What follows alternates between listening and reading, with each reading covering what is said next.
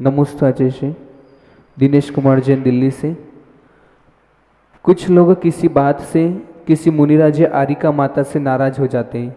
उन्हें विशेष रूप से दर्शन मोहिनी के साथ किस कर्म का बंध होता है? कृपया समस्या का समाधान करें। देवशास्त्र गुरु त्यागी वृत्तियों से नाराज होने का क्या कारण है? या तो अति परिचय हो गया। अति परिचय हो गया तो आप अधिकार समझने लगे। अधिकार समझने लगे और अधिकार में कहीं खलल पड़ा, पूरा ना हुआ, तो फिर आप आक्रोश करने लगे, उन पर गुस्सा करने लगे। हमारी बात नहीं मानी, हमने चतुर्मास मांगा, हमें नहीं दिया, पहले हमें हाँ कह दिया था, बाद में मना कर दिया। और इस तरह से तो या तो युगों में अहंकार में ऐसी बातें होती हैं, या अति परिचय होने पर इस टाइप की बातें होती हैं। आश्रव बंध तो हर हाल में चल ही रहा है। जितने तीव्र और कठोर परिणाम होंगे उतना ज़्यादा होगा। आश्रय भी जितना महत्वपूर्ण आश्रय होगा, आश्रव बंध भी उतना ही महत्वपूर्ण होगा। पुण्य बंधेगा तो उतनी ज़्यादा पावर से बंधेगा, और पाप बंधेगा तो उतनी ज़्यादा पावर से बंधेगा। इसलिए किसी भी तरह से हमें पाप क्रिया कर्मों से बचना ही चाहिए, लेकिन खासकर देवशास्त्र गुरु के माध्यम से तो हमें कुछ ऐसा करना ही नहीं चाहिए। परिवार के परिवारों का बंटाधार हो जाता है, वो तो अपने उसमें मगन रहते हैं अपनी साधना वगैरह में। कभी छोटी मोटी की बात हुई और तुमने बात का बतंगड़ बना लिया और भिड़ गए, मालूम पड़ा कि वो तो अपना तप करके निकल गए और तुम परेशान हो गए। और इस भाव में नहीं, अगले भाव में पता नहीं और कुछ और आश्रव बंद हो गया, बिगाड़ हो गया, तो क्या मतलब है? इसलिए जितनी भक्ति सेवा करती बनती है, थोड़ी दूर से उतनी करो, बाकी नहीं अपनी शांत रहो, धर्म ध्यान। ओम। नमस्ते आचार्य राशि जैन।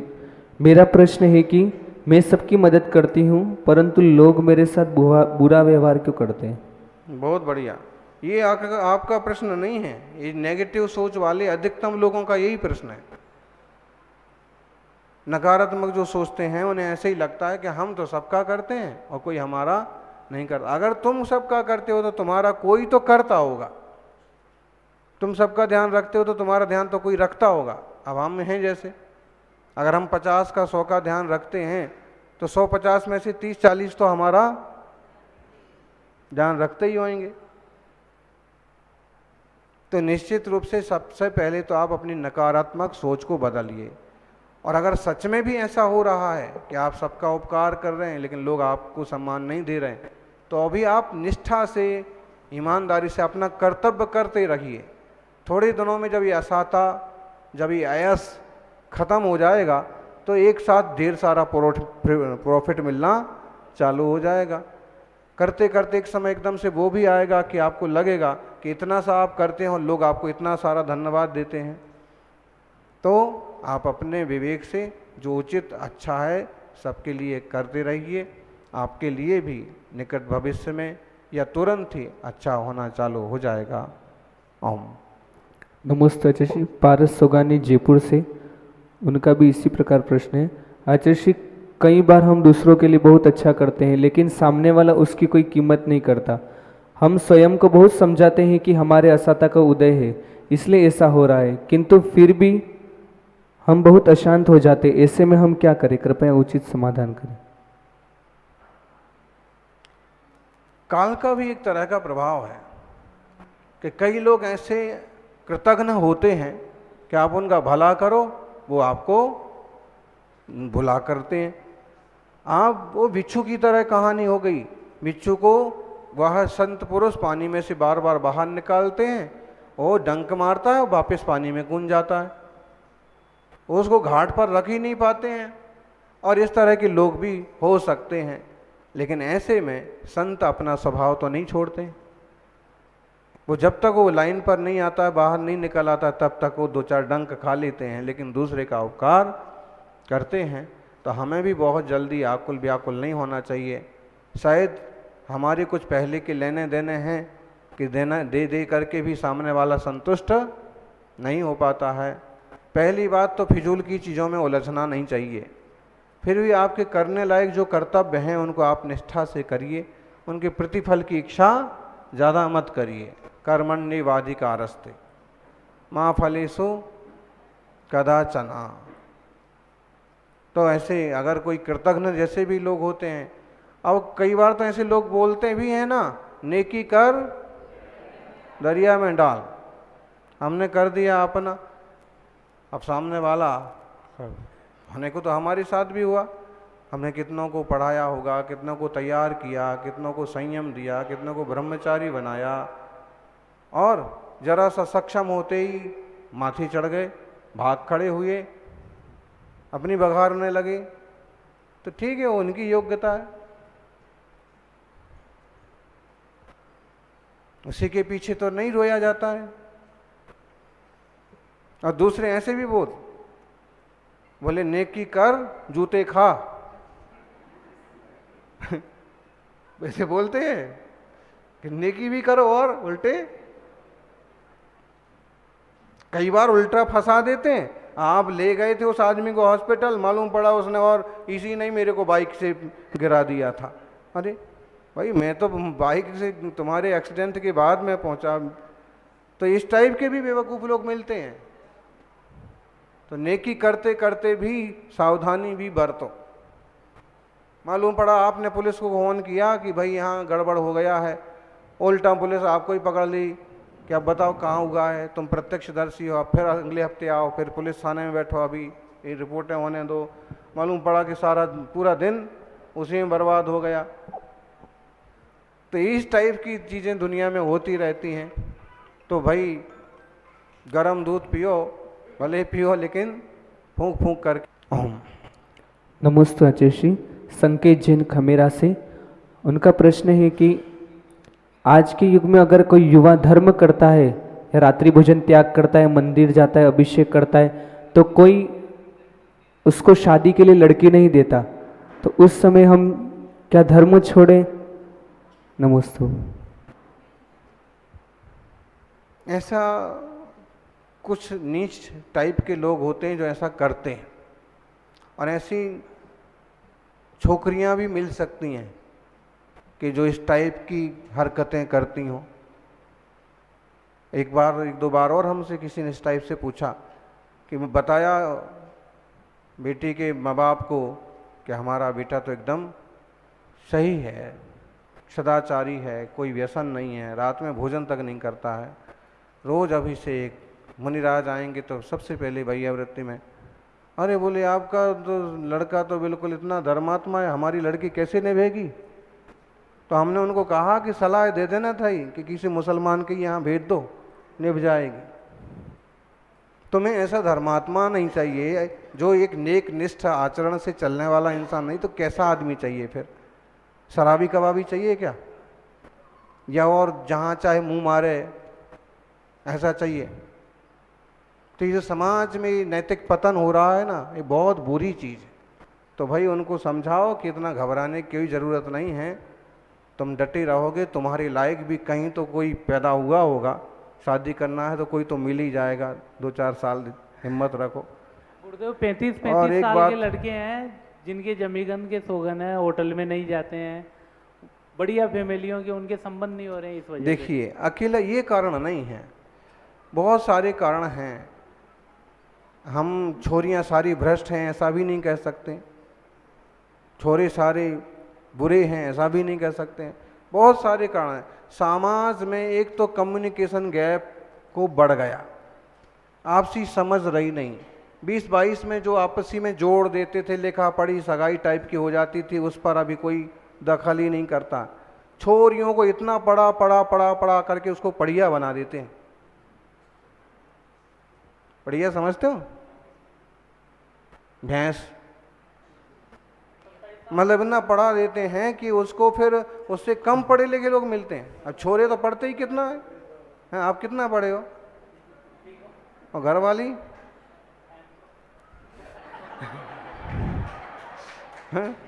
फिर भी उसकी धर्मनिष्ठा है कि आप लोगों की गाड़ी आनंद से चल रही है, मुनिराजों का पड़गान हो रहा है। तो ऐसे विरले जीव मिलते हैं कि एक एडजस्ट करें, समझ लें और अपनी गृहस्थी की गाड़ी को ठीक से चलाते रहें। वरना छोरी कुछ ज़्यादा पड़ गई या ज़्यादा कमाने लगी तो उसको उससे बड़ा चाहिए, कहाँ ढूंढो, फिर मेहतर भंगी मिलेगा कुछ। या उसको उस लाइन में जो मिल गया उसी के पीछे लग जाती है। तो ये अकल तो सब समझ लो कि भाड़ में झोंक दी। वही लोग बोलते हैं जाति बंधन नहीं है हमारे। जो भी है, जाति बंधन नहीं है तो तुम तो नरक में जाओ ना, नारकी भी है वहां पहुंच जाओ। जाति बंधनों की अपनी एक व्यवस्था है। देखो, घोड़ा और गधा ये अलग अलग जातियां हैं, दिखने में एक जैसे दिखते हैं लेकिन जाति दोनों की एक है, प्रजाति अंतर है। दोनों की प्रजाति में अंतर होने के बाद घोड़ा अगर गधी से मिल जाए या गधा घोड़ी से मिल जाए तो खच्चर पैदा होते हैं, और अब खच्चर ही पैदा हो रहे ज़्यादातर। इंसान और सूरमाओं के तो दर्शन दुर्लभ हो गए। तो इस बात का ध्यान रखिए कि जाति वगैरह की व्यवस्थाएं जो हैं वो ठीक हैं। ये विज्ञान भी कहता है कि किस टाइप का ब्लड भी होता है, किसका ब्लड मिलता है, ब्लड ग्रुप भी होता है। ऐसे ही हर चीज की गणना होती है, और मन मर्जी से जैसा चाहे करने लगाएंगे ना, बहुत फर्क पड़ता है। कायर का मुंह देखने से राजमाता के यहां भी कायर बच्चे पैदा हो जाया करते। अब फिल्म में क्या देख रहे हो, टीवी में क्या देख रहे हो, हैं? कलर टीवी, कलरफुल बच्चा पैदा हो गया। देखिए, और कितने सारे चैनल, और सच में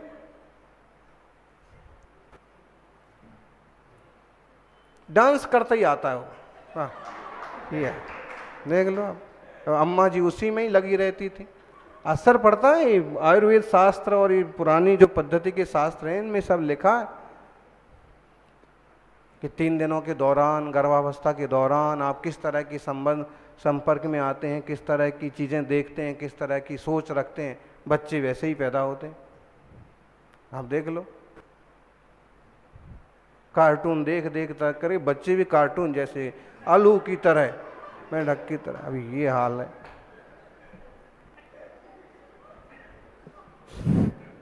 तो ये आश्रवबंध है इस पूरा। ये मतलब जीन्स चेंजिंग और दुनिया भर की जो बातें आती हैं ना, ये सच्चाई है। ये आपकी थिंकिंग वही चीजें तैयार करती है।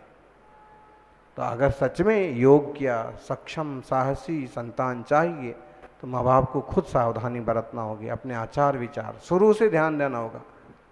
अकेली पढ़ाई लिखाई सब कुछ नहीं है। योग्य चरित्रवान अगर परिवार मिल गए तो कम पढ़े लिखे हो, कम कड़ाई हो, कम पैसा हो, तो भी सही घरों में संबंध करना चाहिए। ज्यादा होशियार चंद को देखा, साल 6 महीने में उसने चूना लगाया और कचरे के डिब्बे में डाल के रवाना। और नहीं तो क्या क्या नहीं हो रहा है, सगाइयां टूटना,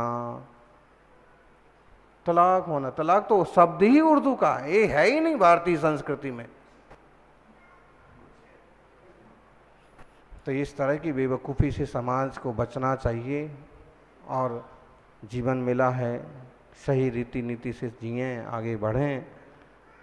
अगर कोई त्यागी व्यक्ति जो नियम व्रत पालता है और आपके जीवन में आता है, तो आपको थोड़ी सी कठिनाई हो सकती है, लेकिन कई चीज़ों की गारंटी होगी कि कहीं और मुंह मारने नहीं जाएगा, दुराचारी नहीं निकलेगा, पकड़ा नहीं जाएगा किसी 2 नंबर के काम में, कभी जेल नहीं जाएगा, समाज में इसकी बेइज्जती नहीं होगी। कई चीज़ों की गारंटी मिलती है एक अच्छे आचार विचारवान व्यक्ति से। ओम नमोस्तु गुरुदेव, नमोस्तु गुरुदेव, नमोस्तु गुरुदेव। गुरुदेव, शांति धारा जल से होती है, अगर कोई दूध से कर सकता है तो उसमें दोष है? तुमको पता है? नहीं, हमारे वहाँ तुम क्या करते हो? मैं दूध से शांति धारा, दूध से खूब करो, कोई बात नहीं, शांति धारा ही करो। बस ये है कि दूध और पानी का झगड़ा करके अशांति धारा मत करो। ओम। गुरुदेव, बादाम में क्या दोष है? बादाम में क्या दोष है? तुम बादाम खाते हो? नहीं, वो बादाम जो मंदिर में चढ़ाते हैं तो उसमें क्या दोष है? कोई दोष नहीं है। नहीं, बढ़िया वाला ही चढ़ाते हैं, दोनों बैठो चढ़ाते हैं। टमाटर। नमोस्तु आचार्य श्री। आचार्य श्री, दीक्षा ग्रहण करने के लिए वैराग्य कैसे लाया जा सकता है? तुम्हारी दादा दादी की सूरत देख लो, तुम्हारे बड़े पापा की सूरत देख लो, धीरे धीरे वैराग हो जाएगा। संसार में इतने जंजाल हैं, इतने दुख हैं, इतनी परेशानियां हैं, कोई एक दूसरे की सुन नहीं रहा, समझ नहीं रहा, जबरदस्ती उलझने पैदा कर रहे हैं। तो यही सब देख करके ही वैराग हो जाए कि इसमें ही कचरे में पड़ने से अच्छा शांति से हाथ पर हाथ रख के बैठो, कम से कम रोज रोज करवाना तो नहीं होगा। ओम। आचार्य भगवान के चरणों में त्रैवार नमोस्तु नमोस्तु नमोस्तु। भगवान, मेरी जिज्ञासा ये है कि जो अभी हमारी वर्तमान चौबीसी है वह आदिनाथ भगवान और महावीर भगवान के समय भविष्य काल की चौबीसी रही होगी। अगर रही तो एक चौबीसी से दूसरी चौबीसी के बीच में कितना अंतर रहता है समय का? शास्त्र पढ़ा करो। नहीं, फिर भी महाराज हैं थोड़ा। तो एक चौबीसी में कितना अंतर रहेगा, एक कल्पकाल कितना होता है, फिर उसमें चौबीसी की शुरुआत कब हो रही है। अब इस काल की अपेक्षा तो पहले की 3 काल निकल गए, पहला दूसरा तीसरा इसमें ही निकल गए, 4 3 2 मतलब 9 सागर तो इसमें निकल गए। तो ये जो अपनी चौबीसी हुई है,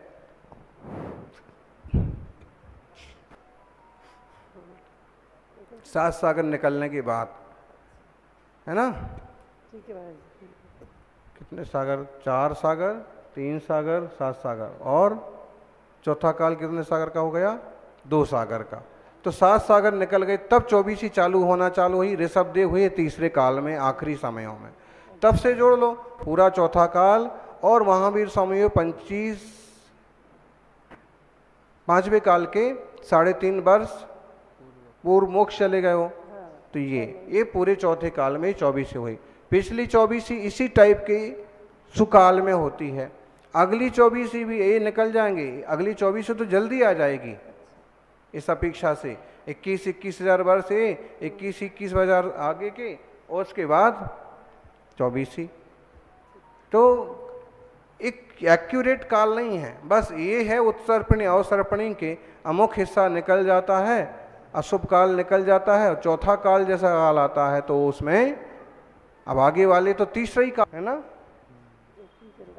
तो अपन इसको आज शास्त्रों में पढ़ें, थोड़ा स्वाध्याय बढ़ाएं, तो जिनवाणी में विशेष रूप से अपन को ज्ञान प्राप्त होगा।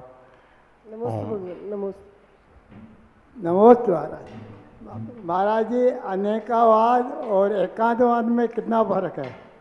उतना ही फर्क है जितना तुम्हारी बातों में। अनेकावाद और एकांतवाद में कितना फर्क है? अहिंसावाद अहिंसावाद है, अनेकांतवाद अनेकांतवाद है, एकांत पक्ष को खींचना एकांतवाद है। तो एकांत तो बुरी चीज है, और अनेकांत माने अनेक तरह के उत्तम विचारधारा समझ करके एडजस्ट कर लेना। और अहिंसावाद माने दया करुणा वाला भाव रखना। इसको बहुत अच्छे से पढ़ना हो तो एक किताब है, उसको पढ़ना, भगवान महावीर और उनकी आचार्य परंपरा। जय बोलिए 24 तीर्थंकर भगवान की।